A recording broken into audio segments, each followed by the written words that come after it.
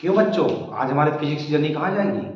आज हमारे फिजिक्स की जर्नी जाएगी क्लास 9 के chapter force and law of motion, पूरे चैप्टर को वन शॉट में क्लियर करने की। कैसे क्लियर करेंगे? सबसे पहले हम चैप्टर्स के टॉपिक को डिस्कस करते हैं। क्लियर? आप चैप्टर उठाइएगा तो सबसे पहला टॉपिक आपको मिलेगा फोर्स, इसके बाद है बैलेंस एंड अनबैलेंस फोर्स, फिर Galileo's concept of motion, Newton's law of motion, first law of motion, Newton की लॉ है, first law of motion, second law of motion, third law of motion.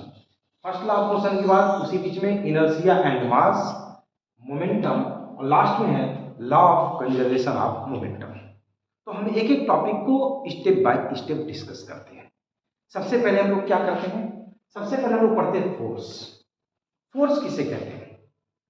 Generally जब कभी force बोला जाता है तो लोगों के दिमाग में एक ही कॉन्सेप्ट आता है कि फोर्स किसे कहते हैं। दिमाग में कॉन्सेप्ट फोर्स का क्या आता है कि फोर्स या तो पुश होगा या तो पुल होगा।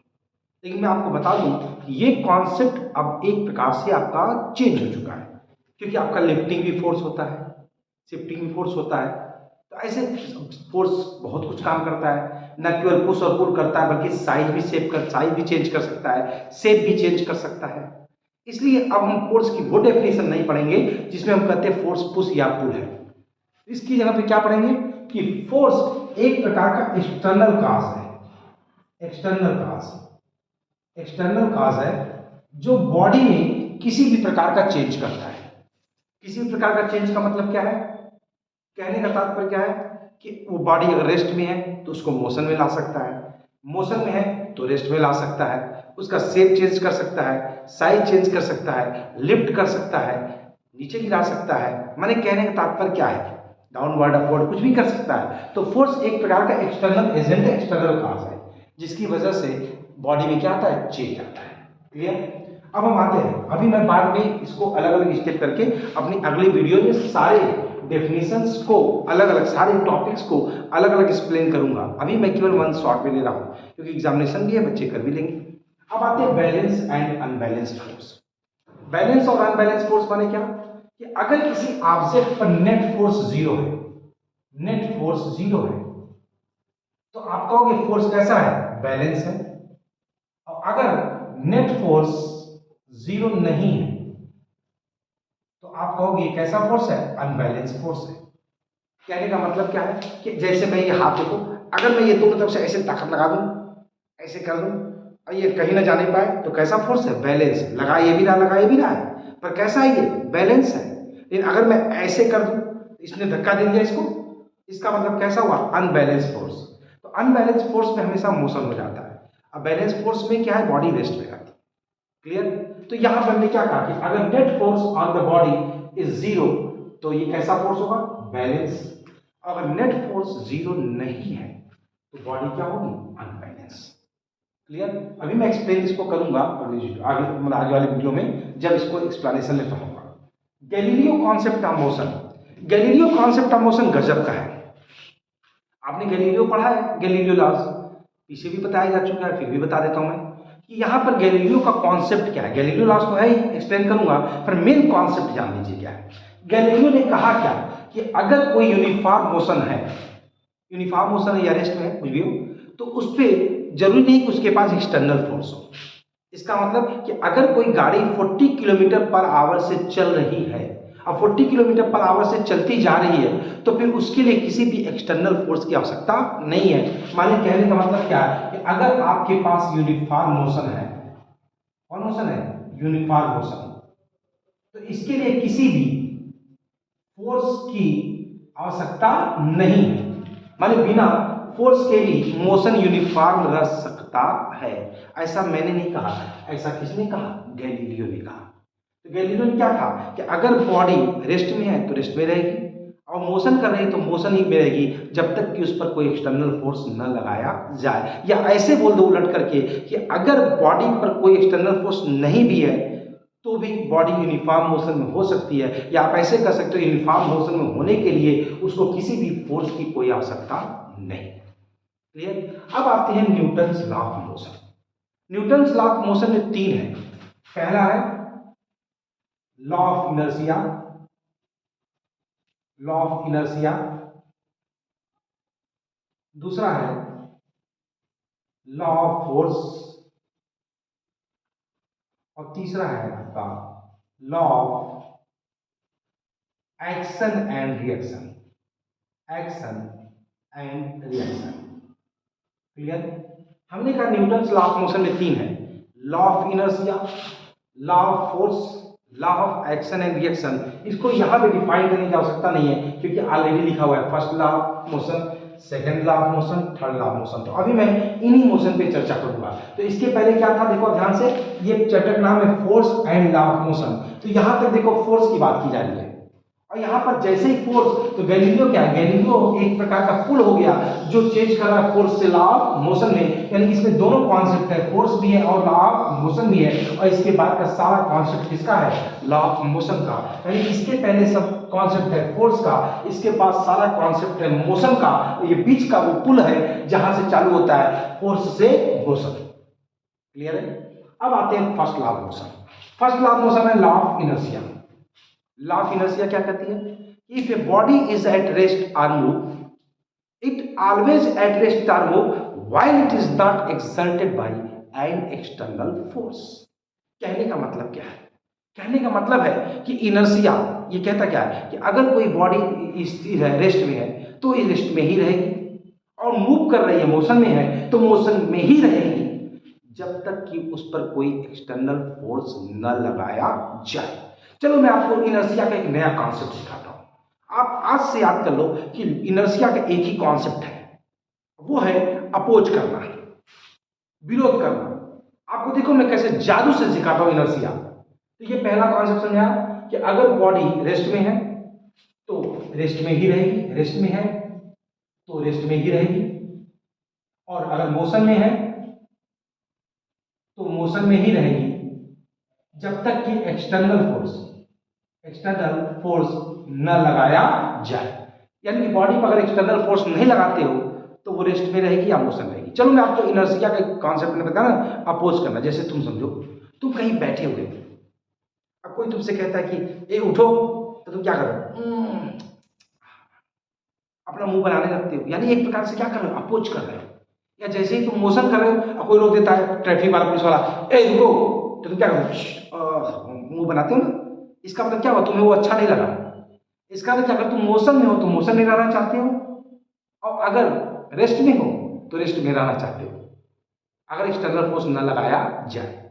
ऐसा होता है नहीं, जैसे घर में बैठ के पढ़ रहे हो तुम, तब तक किसी ने कहा एक सामान लेते आओ, और तुम बहुत अच्छे इंटरेस्टिंग क्वेश्चन भी हो, या जैसे मान लो मेरी वीडियो ही देख रहे हो, कोई कह दिया अरे बाबू ये काम कराओ, तो क्या कहते हो, अरे मम्मी, अरे पापा, अभी हम नहीं जाएंगे।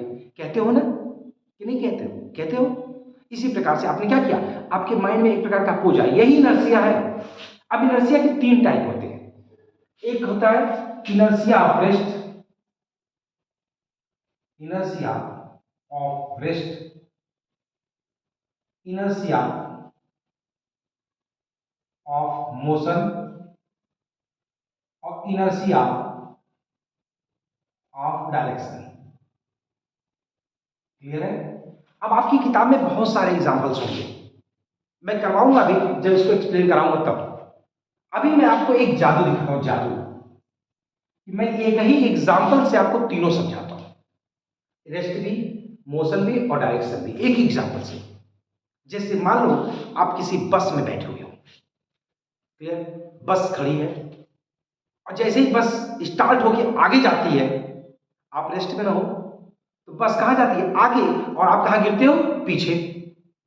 क्यों गिरते हो पीछे, क्योंकि बस कहती है कि मैं आगे चलूंगा, पर तुम्हारी तो आदत है विरोध करने की, अपोज करने की ना, और तुम क्या कहते हो ना, मैं पीछे जाऊंगा, और तुम कहां जाते हो, पीछे।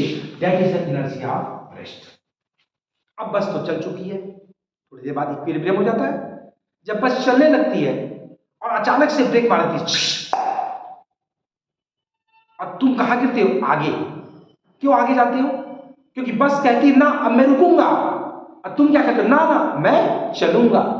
इसका मतलब साफ है कि बस आपको रोकने की कोशिश करती है और आप चलने की कोशिश करते हो। नीचे वाला पोर्शन रेस्ट में है, ऊपर वाला मोशन कर जाता है, नीचे वाला रुक जाता है, ऊपर मोशन कर जाता है। इसका आपने क्या किया, अपोज किया। फिर से बस ने कहा मैं रुकूंगा, और तुमने क्या कहा, मैं चलूंगा, क्योंकि आप मोशन में थे पहले से। ये आपका है इनर्शिया मोशन। अब आते हैं इनर्शिया डायरेक्शन पे। अब उसी बस में आप बैठे हुए हो, अब बस किसी टर्न पर लेफ्ट लेती है, लेफ्ट। आप सोच के बताओ कि आप किधर गिरोगे, किधर गिरोगे? राइट। क्यों? क्योंकि आपकी आदत है अप्रोच करने की। तो वो बस कहेगी मैं लेफ्ट जाऊंगा और तुम कहोगे मैं राइट जाऊंगा। इसी प्रकार से किसी मोड़ पर बस किधर जाएगी, राइट, तो तुम क्या कहोगे, मैं लेफ्ट जाऊंगा। इसका मतलब साफ है कि आप डायरेक्शन का भी अप्रोच कर रहे हो। तो एक प्रकार से आप समझ गए एक एग्जांपल से कि बस अगर खड़ी है तो तुम चलने लगते हो, बस चलती है तो तुम रुकने की कोशिश करते हो, है कि नहीं? बस रुक गई तो तुम चलने की कोशिश करते हो, चल रही है तो रुकने की कोशिश करते हो, और बस अगर दाएं मुड़ती है तो तुम बाएं जाना चाहते हो, अगर बाएं जाती है तो तुम दाएं जाना चाहते हो, लेफ्ट है तो राइट, राइट है तो लेफ्ट। ये आपका इनर्शिया डायरेक्शन। अब आते हैं मोमेंटम। अब मोमेंटम में क्या करेंगे हम? अब यहाँ पे मोमेंटम थोड़ी सी जगह कम पड़ रही है मुझको, तो मैं इस मोमेंटम वाले पोर्शन को यहां समझाने की कोशिश करता हूं। क्लियर है? मोमेंटम बहुत ही अच्छा टॉपिक है। मोमेंटम क्या है? मोमेंटम क्या शो करता है? मोमेंटम बहुत ही इंटरेस्टिंग टॉपिक है।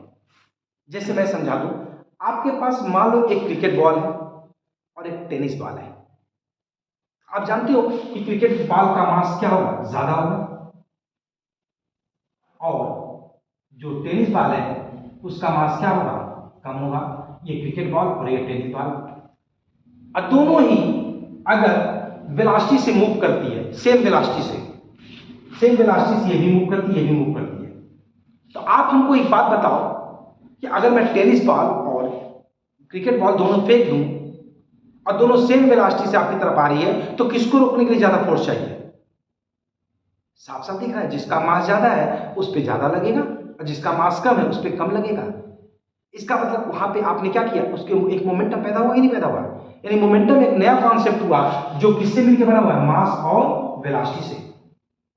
मास और वेलोसिटी से, इसका मतलब जिसका मास ज्यादा है उसका मोमेंटम ज्यादा होगा और जिसका मास कम है उसका मोमेंटम कम होगा। यानी मोमेंटम एक ऐसा टर्म है जो मास इनटू वेलोसिटी से क्या होती है, डिफाइन होती है। इसको रिप्रेजेंट करते हैं पी से। तो ये आपका क्या है, momentum equal to mass into velocity, और ये एक प्रकार की वेक्टर क्वांटिटी होती है। जब मैं वीडियो में एक्सप्लेन करूंगा तो आपको और अच्छे से समझ आएगा। अभी मैं केवल 1 शॉट में पढ़ा रहा हूँ। क्लियर है? अब आते हैं second law of motion. Second law of motion क्या कहता है कि the rate of change of momentum delta P upon delta T, बड़े क्लास में जाओगे तो DP upon D is proportional to net force. यहां मैं बार बार कहता हूं ये नेट फोर्स होता है, फोर्स नहीं होता है, नेट फोर्स होता है। क्योंकि नेट फोर्स अगर मान लो फोर्स होता तो फोर्स अगर बैलेंस हो गया तो सीधी बात है मोशन नहीं होगा। यानी कि नेट फोर्स चाहिए, नेट फोर्स होगा तो मोशन होगा और मोशन होगा तो मोमेंटम होगा। क्लियर है? तो यहां पर मैंने क्या कहा, delta P upon delta T proportional to F. ये आपका क्या है, सेकंड लॉ ऑफ मोशन। इसको थोड़ा और एक्सप्लेन करना चाहो तो कर सकते हो। कैसे? Delta P upon delta T को तुम लिख सकते हो P2 minus P1 upon delta T को लिख सकते हो T2 minus T1 equal proportional to F. अब T2 मान लो कोई बॉडी है, यहाँ पे अगर मान लो कोई बॉडी है और t बराबर 0 पर उसकी वेलोसिटी है तुम्हारी v1, मास इसका m है, और अगर t बराबर t पर t समय पे अगर उसकी वेलोसिटी क्या है v2, या v2 ना मान करके अगर तुम इसको शुरू में मान लो u, ज़्यादा क्लियर हो जाएगा, इनिशियल वेलोसिटी, और ये फाइनल वेलोसिटी मान ले v, तो इसका मोमेंटम mu, इसका मोमेंटम mv। तो यहाँ क्या रखोगे p2 के स्थान पे mv माइनस mu और upon upon upon upon T2 minus T1 है t माइनस 0। क्लियर है? अब ये देखो यहाँ पे बराबर के प्रोपोर्शनल क्या हो गया, f प्रोपोर्शनल टू f, और यहाँ पे अगर f प्रोपोर्शनल टू f तो चाहो उसको बराबर की f कर सकते हो। अब ये देखो ये पोर्शन क्या शो करता है, अगर मैं यहाँ से मास कॉमन ले लूँ आएगा v minus u upon t proportional to f, proportional to f, और v minus u upon t है क्या, मास, और ये है acceleration, the rate of change of velocity. मैंने मोशन वाले चैप्टर पढ़ाया है, यम ए प्रोपोर्शनल टू यम। तो ये भी एक कॉन्सेप्ट है, मैं आपको एक्सप्लेन करूंगा जब वीडियो में आऊंगा। तो अभी मैंने क्या बताया कि सेकेंड लॉ ऑफ मोशन कहता क्या है। सेकेंड लॉ ऑफ मोशन केवल छोटे में ये कहता है कि the rate of change of momentum proportional to force. अब आते हैं third law of motion. Third law of motion क्या कहता है, every action have an equal and opposite reaction. माने जितने आपके एक्शन होते हैं सबका अपोजिट रिएक्शन होता है, लेकिन यहाँ पे दो बातें जान लो कि वो जो रिएक्शन है वो साइमल्टेनियसली होना चाहिए। इसका मतलब ठीक उसी समय लगना चाहिए रिएक्शन। जैसे मैं समझा दूं, ये मेरा हाथ है और मैंने ऐसे हाथ पे मारा बीट क्या ऐसे, तो इसी समय मेरे इस हाथ को भी चोट लगी, जिसको यह है ना चोट लगी ना। क्यों चोट लगी? क्योंकि जब मैंने इस पे एक्शन किया इस हाथ पे, तो इस हाथ ने इस पे क्या किया, रिएक्शन किया। इसका मतलब क्या हुआ कि दोनों के दोनों एक समय में ही काम हुआ। लेकिन एक बात ध्यान दो, दोनों दो बॉडीज हैं, एक ये हाथ है और एक ये हाथ है। इसका मतलब कि एक्शन और रिएक्शन दोनों हमेशा डिफरेंट बॉडी पे लगना चाहिए। कैसे लगना चाहिए? डिफरेंट बॉडी का। वैसे बहुत ही इंटरेस्टिंग चैप्टर है, जब मैं वीडियोज में क्लियर करूंगा तो और भी इसको क्लियर कर दूंगा। अब आते हैं इस टॉपिक, लॉ ऑफ कंजर्वेशन। ये ऐसे कर सकते हो कि अगर F12 पहला फोर्स है तो दूसरा फोर्स होगा F21, बस इक्वल एंड अपोजिट होगा, इसलिए आगे क्या लगा देंगे, माइनस। कि पहले बॉडी ने दूसरे पे लगाया, दूसरे बॉडी ने पहले पे लगाया। जैसे सूर्य और ये पृथ्वी भी लगाती है एक्शन और रिएक्शन। अब law of conservation of momentum क्या है? Law of conservation of momentum ये कहता है कि अगर कोई एक्सटर्नल फोर्स ना हो, कोई नेट फोर्स ना हो, तो उसकी मोमेंटम क्या होती है, कंजर्व होती है। जैसे मैं समझाता हूं, मान लो एक बॉडी है जिसका मास है m1, ये u1 वेलोसिटी से मूव कर रही है। दूसरी बॉडी है जिसका मास है m2 और ये u2 वेलोसिटी से मूव कर रही है। दोनों के दोनों आपस में क्या करते हैं, कोलाइड करते हैं। कौन कौन? m1 और m2। अब कोलाइड करने के बाद ये मूव कर जाता है v1 वेलोसिटी से और ये मूव कर जाता है किस वेलोसिटी से, v2 वेलोसिटी से। तो आप बताओ इसका मोमेंटम क्या है पहला, m1 u1। इसका मोमेंटम क्या है, m2 u2। इसका मोमेंटम क्या है, m1 v1 mass into velocity. इसका मोमेंटम क्या है, m2 इंटू v2। अब यहां पे मैंने क्या कहा कि अगर आपका ये मोमेंटम है तो ये कब है, बिफोर कोलिजन। यानी बिफोर कोलिजन आपका जो मोमेंटम है वो आफ्टर कोलिजन मोमेंटम के क्या है, बराबर है। इसका मतलब m1 u1 plus m2 u2 जो है ये आपका क्या है, बिफोर कोलिजन। बिफोर कोलिजन और ये आपका क्या है, आफ्टर कोलिजन। क्लियर? तो ये टकराने के बाद और ये आफ्टर है, बताइए ये आफ्टर कोलिजन और ये बिफोर कोलिजन। तो law of conservation of momentum ये कहता है कि बिफोर कोलिजन और आफ्टर कोलिजन दोनों का मोमेंटम क्या होता है, सेम होता है। अगर कोई एक्सटर्नल फोर्स काम ना करे तब। अभी मैं जब उसको अब मैं क्या करूंगा अगले वीडियोस में, अब अगले वीडियो में मैं इस पूरे चैप्टर को, कौन सा, force and law of motion के इस सारे चैप्टर्स को एक्सप्लेन करूंगा। अभी मैंने मोशन इन वन शॉट इसलिए दे दिया कि इस समय कुछ बच्चों को एग्जाम भी चल सकता है और कुछ बच्चे जो हैं पहले एक बार पूरा पढ़ लेंगे, एक बार मैंने समरी दे दिया, तब फिर मैं अगले वीडियोस में जब पढ़ाऊंगा तो वो चीज़ों को समझेंगे कि मैंने क्या बोला था। क्लियर? तो एक बार आप इस वीडियोस को जरूर देख लीजिएगा, रोक रोक के देख लीजिएगा, समझ समझ के देख लीजिएगा। इसके बाद मैं जब इस टॉपिक को एक्सप्लेन करूंगा तो इसके बाद आपको ये सारी फिजिक्स के टर्म्स जो हैं वो आपको याद हो जाएंगे, इसकी मेरी गारंटी 120%। क्लियर है? तो मजा आ रहा है मेरे साथ पढ़ने में? Very good. तो फिर अगली जर्नी हमारी चलेगी अमृतसर के साथ, फिर अगली जर्नी हम लोग करेंगे इसी टॉपिक को एक्सप्लेन करने में। क्लियर? अभी तो हम लोग इस टॉपिक को पे ही पढ़े हुए हैं, इस टॉपिक पर force and law of motion. ये आपकी समझ में आ गया ना, इधर फोर्स है और इधर लॉ ऑफ मोशन, और ये बीच का क्या है, पुल है जिसने फोर्स से मोशन में ट्रांसफर किया। क्लियर है? तो चलते हैं। जय हिंद।